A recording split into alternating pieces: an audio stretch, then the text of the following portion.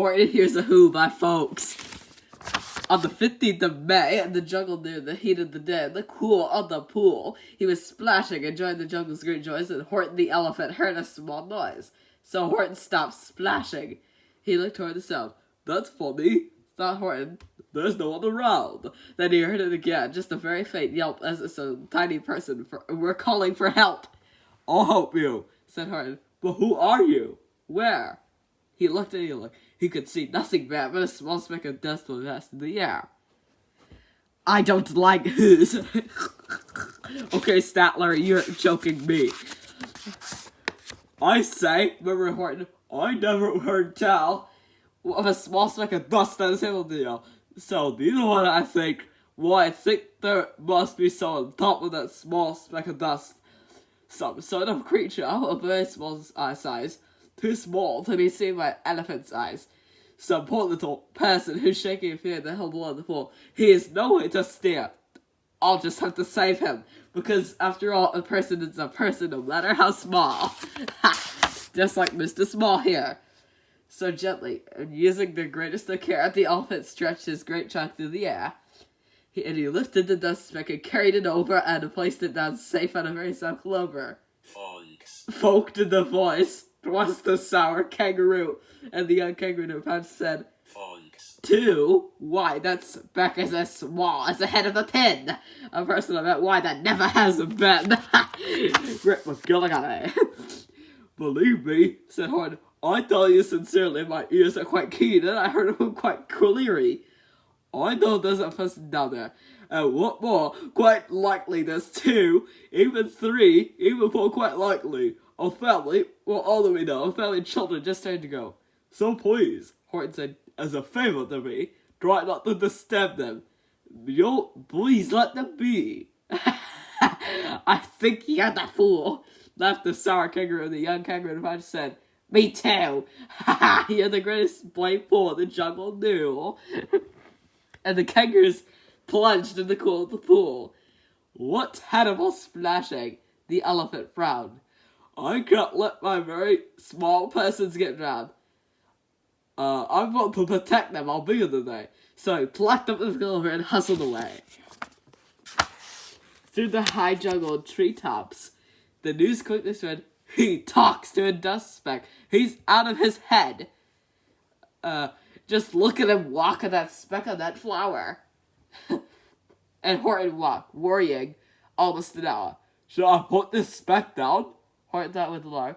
"If I do, these small persons may cause a great harm. I can't put it down, and I won't. After all, a person's a person no matter how small." Then Horton stopped talking. The speck voice was talking. The voice is so faint, he could just barely hear it. "Can you speak up, please?" said Horton. He put his ear near it. "My friend," came the voice, "you're a very fine friend. You helped us all us with this dust speck, no end. You saved our houses, our ceilings, and floors. You sell on churches and grocery." No, not folks. Stop, folks. "You mean, or yes, you have buildings there too?" "Oh yes," piped the voice. "We most certainly do." "I know," called the voice. "I'm too small to be seen, but I'm mayor of a town that's really a queen. Our buildings to you, we would seem terribly small, but to us who are big, who are 1 feet tall, my town is called Whoville. I am a Who, and we Who is our thankful and grateful to you." And Horton called back to the mayor of the town, "You're sick now, don't worry, I won't let you down." But just as he spoke to their stick, 3 big jungle monkeys climbed on Horton's neck. The Wickersham brothers came shouting, What rock this elephant's talking to who's right now? There aren't any who's in there, don't have a mayor. And we're gonna stop all this nonsense so there. Egods, this cracks in that freaking crank." They snatched Horton's clover, that carried it off, to a black-bottomed eagle named a mighty strong eagle with very swift wing. He said, "Were you glad to get rid of the sting?" And before the old elephant could sing, and that eagle flew off with the power in his beak, all that late afternoon, and far into the night, that black-bottomed bird flapped his wings in fast flight, while Horton chased after with groans over stones that battered his toenails and battered his bones. And they, please don't harm all the little folks, and who have as much to live as much bigger folks do. But far from beyond it, that eagle kept flapping it over his shoulder, calling, quit yapping, I'll find the night through, but I'm a bird, I don't mind it. And I'll find this tomorrow, where you'll never find it. And at 6:56 the next morning, he did it. It sure was a terrible place that he let that small clover drop somewhere inside of the great patch of clovers, 100 wide. Find that, sneered the bird, but I think he would fail. And he left with the of his black-bottomed tail. I'll find it, cried Horton. I'll find it, oh must. I shall find my friends in that small speck of dust. And clover by clover, and clover with care, he picked up and searched them and called, are you there? And clover by clover and clover he found, but the one that he saw was just not around. And by noon, poor old Horton, more dead than alive, had picked and searched out 9,005. Then on through the afternoon, hour after hour, until he found them at last. On the 3 millionth flower, my friends, cried the elephant. Tell me, do tell, are you safe? Are you sad? Are you whole? Are you well? From down to the speck came the voice of the mayor. We really had shot much more than our share. When that black-bottomed birdie let go, we landed so hard that our clocks have all stopped. Our teapots have broken and rocking chairs smashed, and our bicycle tires all blew up, we crushed. So Horton, please, pleaded the voice of the rest. Will you stick up to my house? Who is sorry make it reverse? Of course, Horton answered. Of course I will stick. I'll stick by you small folks through thin and through thick. Folks, the voice. For almost 2 days you've run wild and insisted on chatting with persons who never existed. Such carryings on in our peaceful jungle. We've had quite enough of your mulling bungle. And I'm here to snap the big kangaroo, that your silly nonsensical game is all through. Then the young kangaroo in her pouch said, me too. With the help of the Wickersham brothers and dozens of Wickersham uncles, Wickersham cousins, and Wickersham in-laws, whose help I've engaged, you're going to be roped, and you're going to be caged. And as for you dustbag, ha! That we shall boil in a hot steaming kettle of beesnut oil. Boil it? Gasped Horton. Oh, that you can't do. It's all for persons. They'll prove it to you. Mr. Mayor, Horton called. Mr. Mayor, you've got to prove now that he really is there. So call a big meeting.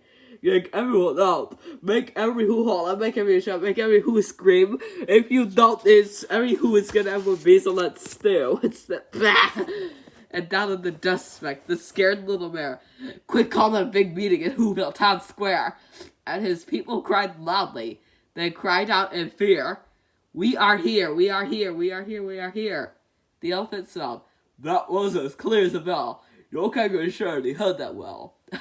All I heard, snapped the big kangaroo, was the breeze and the prints of the wind and the far distant trees. I heard the small voice and you didn't either. And Smoke in the young kangaroo pouch said, me neither. Grab him, they shouted. Engage the big dope. Lasso his stomach with 10 miles of rope. Tie the nuts tight, he'll never shake loose. Then dump the dust back and then weasel the deuce. Horton talked back with great vigor and vim, but the Wickersham gang was too many for him. They beat him.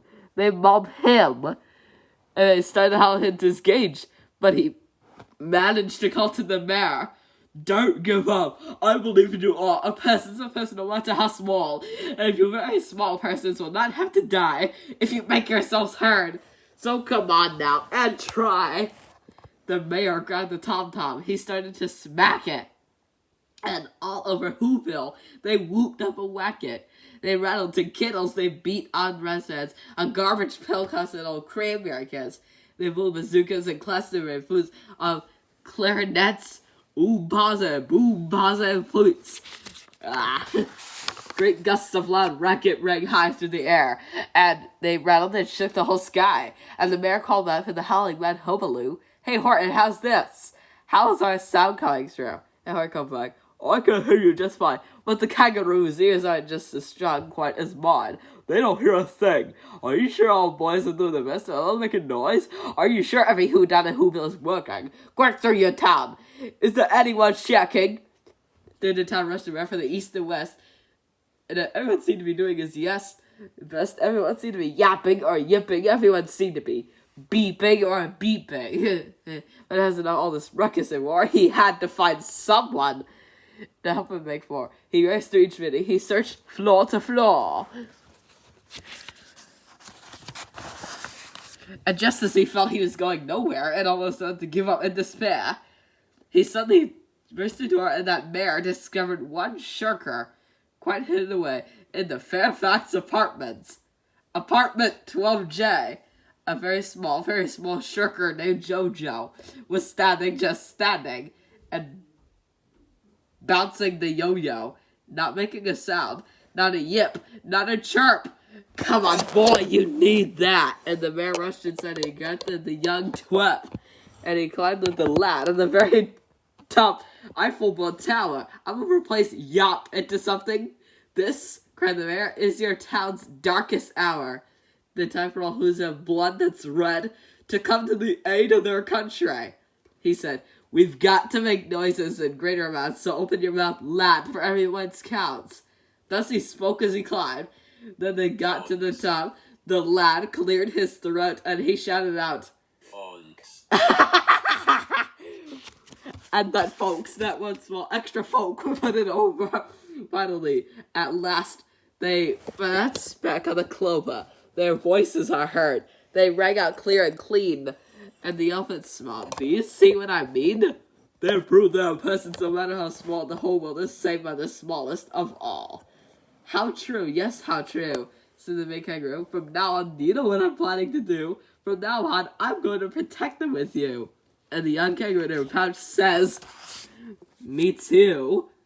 From sun in the summer, from rain when it's fallish, I am going to protect them, no matter how smallish." Great McGillicuddy. Horton's voice just gets me. "And why do you have a sparkly ring on your head?" "'Cause I really like Who's, and they make me wear the sparkly ring."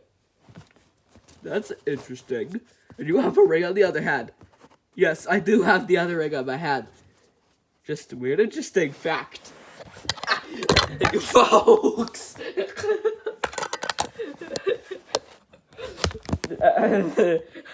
Oh my gosh! You should never do that to people. Oh, Miss Helpful DA Mixels. Just tying people bad. Not for my TA checks, Nick. What the brightness all about? What the gods say the freaking crazy. Oh.